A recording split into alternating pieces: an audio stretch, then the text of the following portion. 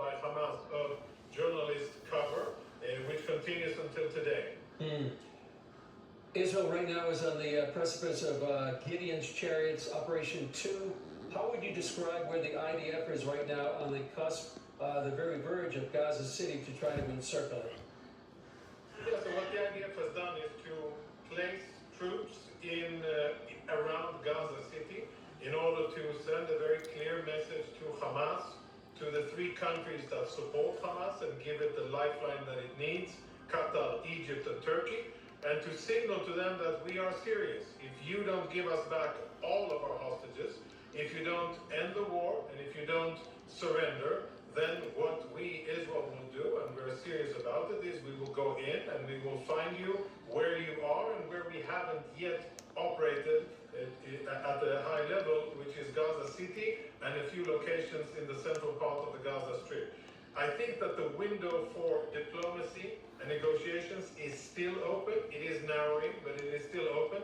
And I think that had Israel wanted to just go in and get it done, we would have done it a few days or a week ago. But I think that Israel is waiting in order for diplomacy to perhaps make it unnecessary for Israel to go in and do what it needs to do in order to defeat Hamas and get the hostages back.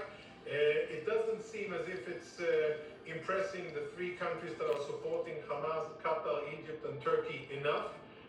But maybe Hamas will understand that it's either this choice or the complete destruction of every infrastructure that they have in Gaza, and of course with a lot of collateral damage, which they eventually will bear the responsibility for. Time will tell. What are the challenges that Israel is facing if it does go into Gaza City? And is this Hamas's last major stronghold? Well, physically, it is Hamas's last major stronghold, and there are some pockets of Gaza City where the IDF has not yet operated above and below ground.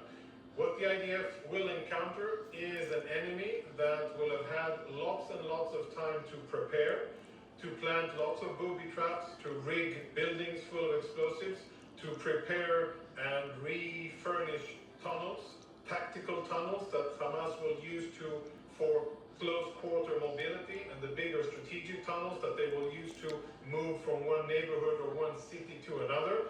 And it's going to be a very difficult, high intensity, high casualty environment. What Israel will try to do is to get civilians out of the way first. And the first part of the campaign will be a messaging campaign by Israel instructing civilians